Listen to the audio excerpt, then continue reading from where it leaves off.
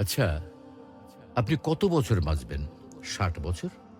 কি কম হয়ে গেল?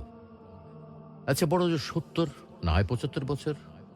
আর যদি খুব লাকি হন তাহলে ৮০ অথবা তার একটু বেশি।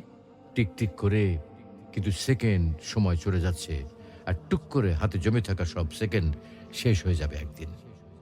একজন মানুষের কাছে যখন কয়েকশো কোটি টাকা থাকে, তখন তাকে টাকার বিলাসিতা মানায়। যার কাছে কয়েকশো টাকা আছে, তাকে কিন্তু টাকার বিলাসিতা মানায় না। আপনার আয়ু যদি কয়েক হাজার বছর হতো, তাহলেই সময়ের বিলাসিতা আপনাকে মানাতো। এত অল্প আয়ুতে মন খারাপ, কষ্ট, পচা ব্যাপার-স্যাপারগুলোতে সময় নষ্টের সুযোগ কই? তার চেয়ে বরং ফ্যামিলিকে সময় দিন, ভালো বই পড়ুন, টুক করে বেরিয়ে আসুন চমৎকার কোনো জায়গা থেকে। রাত জেগে আকাশ দেখুন, ভোরের সূর্যোদয় দেখুন, সন্ধ্যায় পাখিরা কিভাবে ঘরে ফেরে সেটা দেখুন, নদীর ঢেউ অনুভব করুন। একটু ভাবুন, আজকের এই দিনটা যদি আপনার অথবা আমার শেষ দিন হয়, তাহলে আপনার আমার পরিবারের কালকে কি হবে?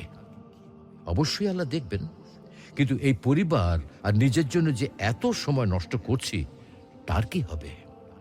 তো আসুন, আমরা নিজ ধর্ম পালনের মাধ্যমে সৃষ্টিকর্তাকে রাজি ও খুশি করি। হয়তোবা আজকের দিনটাতে সফল না হলেও পরকালীন জীবন সফল হতে পারে।